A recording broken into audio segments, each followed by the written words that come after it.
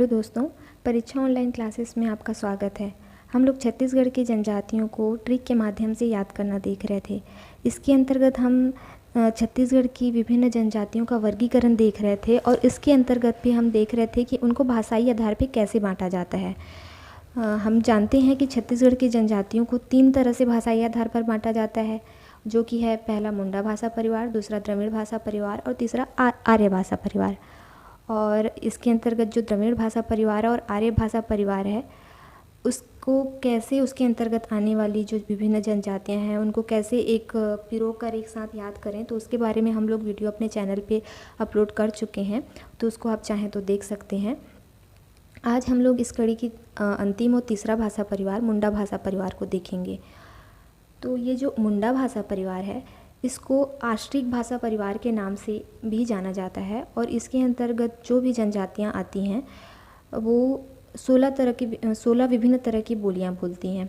इसके अंतर्गत आने वाली जनजातियां हैं कोरकू, कोरवा, खड़िया, मांझी, निहाल, बिरहोर, नगेसिया, सौता, मुंडा, खरिया, गदबा, सांवरा, खैरवार, सौरा और बिरनिया। तो ये 10-15 जो भी जनजातियां हैं। अब इतनी सारी जनजातियां हैं तो हम उनको कैसे याद करके रखें कि ये मुंडा भाषा परिवार के अंतर्गत ही आती हैं।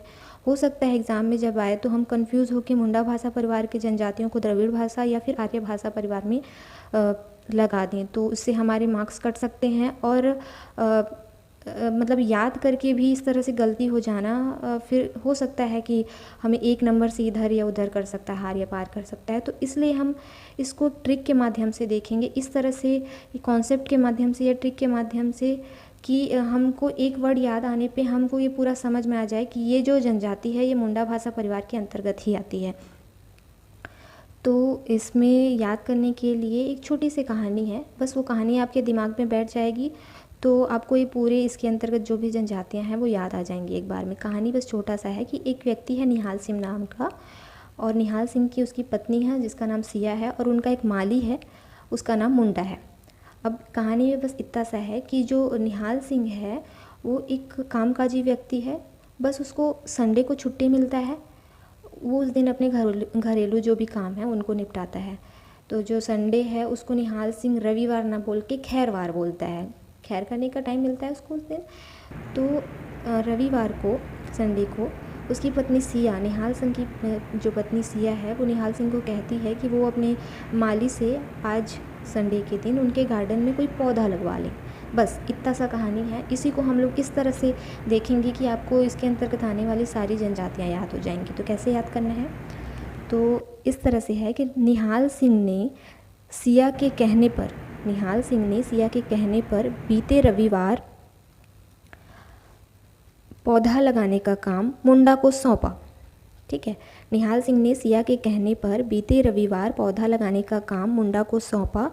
मुंडा, जो कि एक सांवला सा व्यक्ति था, बड़े बिहनिया मतलब एकदम सुबह सुबह गार्डन के बीचों बीच गड्ढा खोदकर पौधा गाड़ दिया।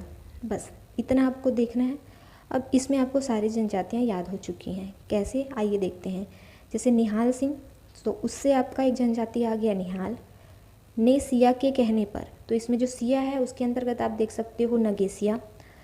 उसके बाद बीते रविवार, क्योंकि निहाल सिंह रविवार को खैरवार कहता था तो ये हो गया खैरवार। पौधा लगाने का काम, इसको तो आपको एकदम सेंटर में याद रखना है कि मुंडा भाषा परिवार जैसे ही आए आपको ये याद होना चाहिए कि इसमें पौधा लगाने का काम हो रहा है। आपको निहाल सिंह, सिया और मुंडा तीनों अपने आप याद आ जाएंगे। तो पौधा लगाने का काम मुंडा को सौंपा। मुंडा से मुंडा, को से कोरकू, सौंपा से सौता। ठीक है, अब हम लोग मुंडा के बारे में देखेंगे कि मुंडा कौन है भाई, वो जो माली है वो कौन है, उसका थोड़ा सा फिजिकल एक्सप्रेशन और वो क्या करता है। तो मुंडा जो कि सांवला सा था, तो सांवला से हो गया सौरा और सांवरा। आधा गंजा था। गंजा को हम लोग आधा गंजा मतलब कोई चीज़ जब आधी रहती है तो छत्तीसगढ़ी में उसके लिए वर्ड यूज़ करते हैं खड़िया। तो जो खड़िया है उसके अंतर्गत आ जाएगी आपकी जनजाति खड़िया और खरिया। आधा गंजा व्यक्ति था, बड़े बिहनिया एकदम सुबह सुबह। तो बिहनिया के अंतर्गत आपकी 2 जनजातियाँ आ गई, बिरनिया और बिरहोर। बड़े बिहनिया गार्डन के बीचों बीच, बीच को क्या बोलते हैं छत्तीसगढ़ी में? मांझा। तो मांझा को हम लोग मांझी बोल सकते हैं, एक जनजाति मांझी इसके अंतर्गत आ गई।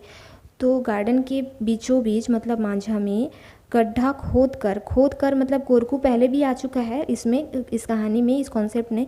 ये खोद कर मतलब खोदने का काम कौन करता है? कोरकू जनजाति हम जाते हैं तो वो भी इसमें आ गया। फिर से पौधा गाड़ दिया, अब वो पौधा को गाड़ रहा है तो गाड़ने से आ गया गदबा। इस तरह से आपकी सारी जनजातियाँ इस कहानी में आ गई। निहाल सिंह ने सिया के कहने पर बीते रविवार पौधा लगाने का काम मुंडा को सौंपा। मुंडा, जो कि सांवला सा था, आधा गंजा था, इस व्यक्ति ने बड़े बिहनिया गार्डन के बीचों बीच गड्ढा खोदकर पौधा गाड़ दिया। इसके अंतर्गत आ गया निहाल, नगेसिया, खैरवार, मुंडा, कोरकू, सौता, सौरा, सांवला, खड़िया, खरिया, बिरनिया, बिरहुर, मांझी, कोरकू और गदबा। ये जितने भी जनजातियाँ हैं इस एक कहानी में याद हो गई हमको। और अगर इस तरह से हम किसी भी कहानी को के माध्यम से इसको याद कर सकते हैं। बस आपको ये याद रखना है कि इसमें पौधा लगाने का काम हो रहा है। 3 व्यक्ति हैं, निहाल सिंह, उसकी पत्नी सिया और उनका माली मुंडा। अगर आपको ये कहानी और इसके माध्यम से इस तरह से ट्रिक से इस भाषा परिवार को याद करना पसंद आया होगा तो उस चैनल को लाइक ज़रूर कीजिएगा। Thank you.